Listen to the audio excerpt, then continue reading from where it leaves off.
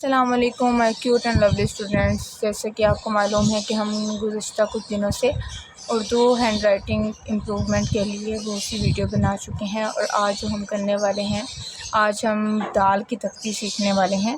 दाल की तख्ती, दाल की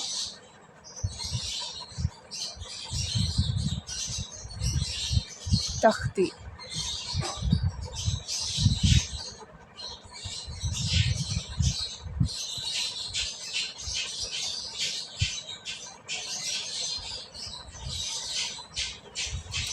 अच्छा जी, दाल के बहुत ही सिंपल से असूल हैं। दाल का जो इस्तेमाल है वो अगर तो दाल अकेला किसी हर्फ के साथ आएगा, जैसे कि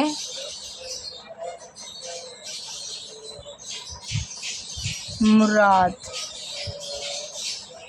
अब ये हर्फ जो मुराद हर्फ है, इसमें दाल अलग से आया, यानी किसी लफ्ज़ के साथ जुड़ा हुआ नहीं है। जब दाल अलग से लिखा जाएगा वहाँ पर दाल मुकम्मल यानी कि अपनी शक्ल ही में वाज़िया रोनुमा होगा। लेकिन अगर दाल किसी लफ्ज़ के दरमियान में आ जाता है,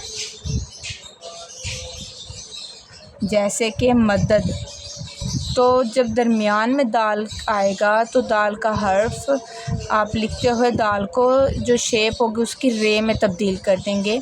सिंपल आपको मैं समझा रही हूँ कि जब दाल अकेला आएगा, किसी लफ्ज़ के साथ जुड़ा हुआ नहीं होगा, दाल अपनी हालत में ही गोलाई में ही लिखा जाएगा।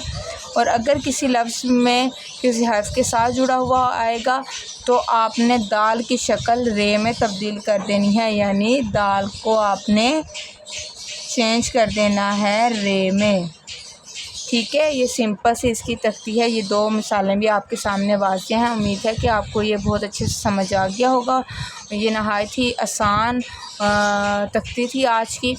नेक्स्ट वीडियो तक अल्लाह ने के बान।